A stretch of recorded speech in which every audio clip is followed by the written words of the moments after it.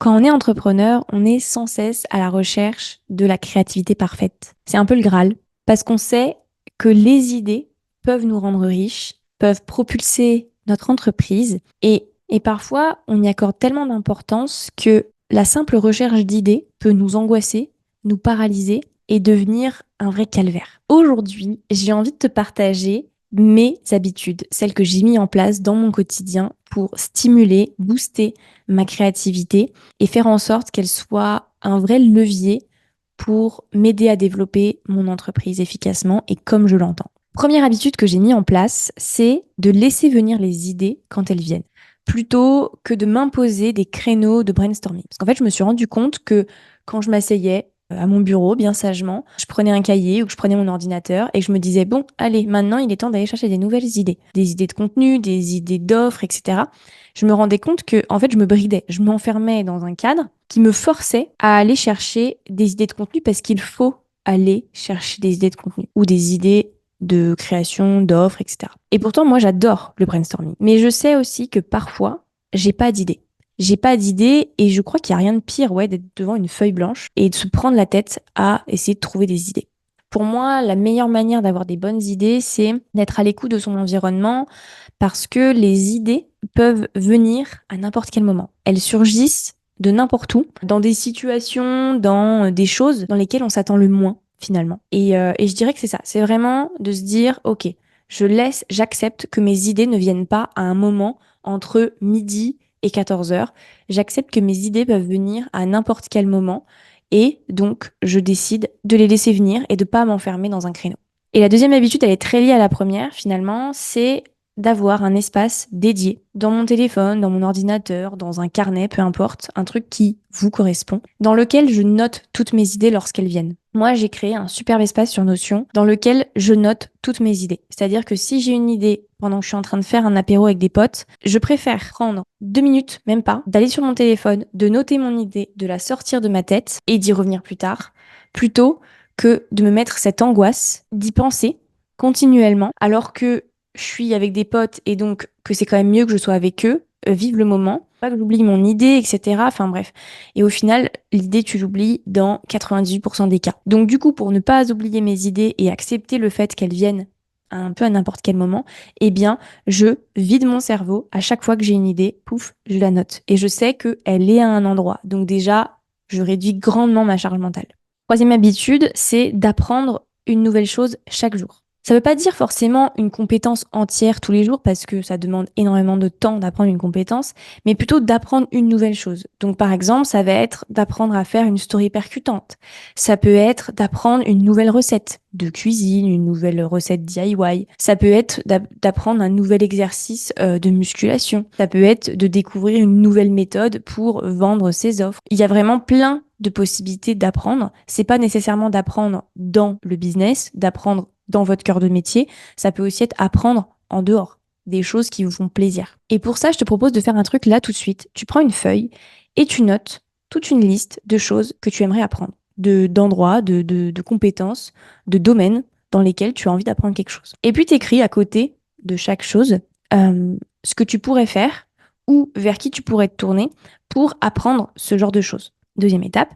Et enfin, troisième étape, de bloquer un créneau chaque jour. Maximum 1 heure, c'est largement suffisant, même en 20 minutes, tu as le temps d'apprendre quelque chose. Tu te mets un créneau dans ton agenda où tu apprends. C'est vraiment un créneau dédié pour apprendre cette compétence, cette chose que tu as envie d'apprendre. Quatrième habitude que j'ai mise en place, c'est de faire une activité rien que pour moi. C'est-à-dire pas pour mon business, pour moi. Ça peut être faire du sport, faire de la poterie, faire de la danse, lire, faire de la cuisine, faire du jardinage, de la couture, enfin bref, peu importe, un truc qui te fait kiffer, un truc qui n'a rien à voir avec le business, qui va te permettre de sortir la tête de l'eau, de sortir la tête du guidon et de voir autre chose.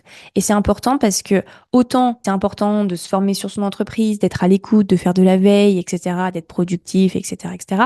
Mais pour autant, c'est aussi super important d'apprendre des choses en dehors, de voir des choses en dehors de notre entreprise parce que si on est constamment la tête dedans, on peut pas avoir de nouvelles idées, on peut pas avoir de nouvelles choses puisqu'on est constamment dans notre réalité là, de faire du chiffre, de communiquer, etc., etc. Cinquième habitude que j'ai mise en place, c'est d'avoir un moment calme avec moi-même chaque jour. Alors non seulement déjà, j'ai une meilleure concentration quand je fais ça, mais en plus, j'ai aussi une meilleure gestion des émotions, j'ai un esprit plus calme, et donc qui dit esprit plus calme dit aussi que j'ai des meilleures idées, que mes idées sont plus fluides, que mon cerveau, en fait, il est beaucoup plus posé et il est beaucoup plus prêt à créer. Et ça, je crois qu'on a tendance à l'oublier parce que quand on est tout le temps dans l'action, notre cerveau, il est en mode pilote automatique.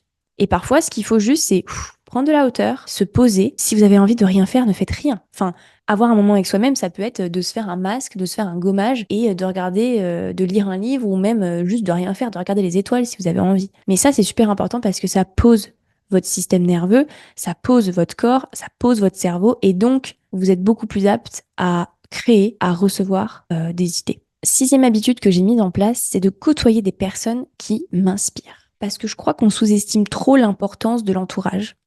Mais en réalité, on est la moyenne des 5 personnes qu'on côtoie le plus. Alors, si tu restes qu'avec des gens qui aspirent ton énergie, qui te freinent, qui te font sentir pas toujours très bien, eh ben, ce sera beaucoup plus difficile de faire de la place à la création, au développement d'idées. Donc moi, ce que je te recommande, c'est vraiment trouver des personnes qui t'inspirent et qui n'aspirent pas ton énergie. Elles sont pas toujours, elles courent pas les rues, mais je suis sûre qu'il y en a.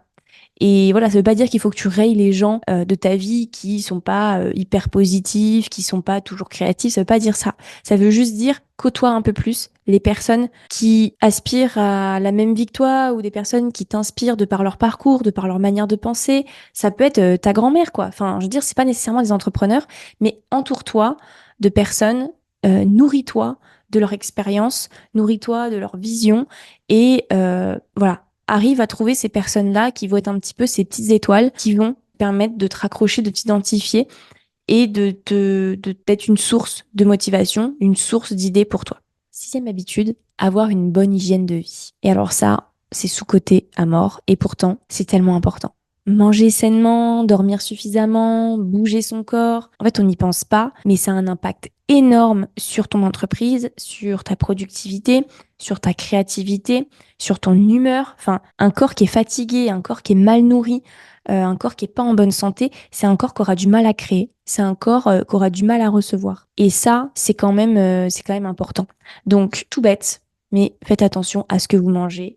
Essayez de vous coucher, voilà, avoir une petite routine de sommeil qui vous permet de bien vous coucher, d'avoir un sommeil qui est qualitatif, un sommeil qui est réparateur. Pensez à bouger votre corps tous les jours parce que c'est pareil, quand on est entrepreneur et chez soi, on a souvent la sédentarité qui est là, hein, qui pointe le bout de son nez. Moi-même, hein, ça m'est déjà arrivé. Et quand j'y pense, je me dis, mais c'est hallucinant de ne pas sortir de chez moi de la journée. Et je me dis, mais c'est quand même pas normal. Donc voilà, c'est tout ce genre de choses-là. C'est des petites habitudes à changer dans son quotidien. Et allez-y, étape par étape. Mais c'est des choses qui peuvent vraiment, vraiment, vraiment impacter votre créativité et votre business. Et enfin, je dirais un petit bonus, c'est de s'offrir des vacances. C'est un petit peu en lien avec ce que je disais tout à l'heure, d'avoir des moments rien que pour soi, mais là, je parle vraiment de pause, de vacances. C'est tellement important. Notre entreprise, c'est notre bébé, on se sait, et on donnerait tout pour elle. Mais le truc, c'est que notre entreprise, pour moi, elle n'existe pas sans nous. Et que si à un moment donné, on ne ralentit pas le rythme, si on prend pas du temps, on prend pas de la hauteur, on va pas kiffer, on va pas partir en vacances, etc., etc., bah en fait, on a le nez H24 dans notre boîte. Et c'est là qu'on sature. C'est là qu'on frôle le burn-out. C'est là que on mange, on respire business. Parfois, c'est cool. Mais en fait, si c'est à longueur de temps, c'est pas bon.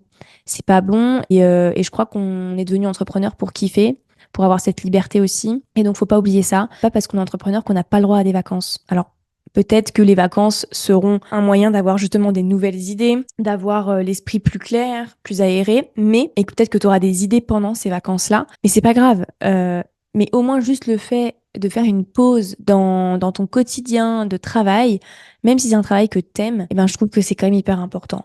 Donc ça peut être 5 jours, ça peut être une semaine, ça peut être 2 semaines, 3 semaines, un mois, j'en sais rien, mais fais des pauses, des vraies vacances dans lesquelles tu ne travailles pas. Et où tu verras, je suis sûre qu'en l'espace de quelques jours, tu vas déjà avoir plein d'idées. Alors les idées, je renvoie à mon habitude numéro 1 et à mon habitude numéro 2. Note-les quelque part et laisse-les. Laisse-les de côté et tu reviendras après tes vacances. Mais voilà, prends des vacances, c'est super important. Voilà, ça c'est vraiment les habitudes qui, moi, m'ont permis d'avoir tout le temps des idées, d'avoir la majeure partie du temps des bonnes idées et d'enlever cette angoisse de la page blanche puisque finalement, j'ai réussi à apprivoiser mes idées et j'ai réussi surtout à comprendre comment je pouvais en avoir plus, en tout cas des meilleures, tout en me préservant. Et je dirais, pour le petit mot de la fin, que j'ai aussi compris, j'ai accepté que toutes mes idées ne seraient pas bonnes. Ou en tout cas, que je ne les exploiterais pas toutes.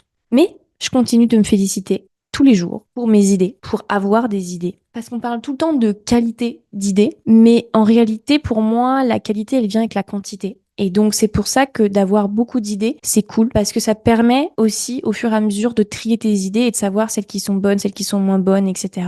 Moi, je les laisse toutes venir. Je ne les utilise pas toutes. Elles ne sont pas toutes source de création par derrière, parce que les idées, après, on décide de les créer ou pas. Mais en tout cas, j'ai fait en sorte, j'ai créé un environnement à l'intérieur et à l'extérieur de moi qui est favorable, qui est fertile aux bonnes idées, aux idées. En tout cas, j'ai créé à l'intérieur de moi et à l'extérieur de moi des habitudes, des routines qui permettent un terrain fertile aux idées, à l'idéation. Et je crois que c'est ça qui est fondamentalement important. La créativité, pour moi, c'est un muscle. Et comme n'importe quel muscle, ça se travaille. C'est une petite gymnastique mentale à faire qui peut prendre un peu de temps, mais plus on va la faire et plus on aura des idées. Voilà, c'est tout pour l'épisode du jour.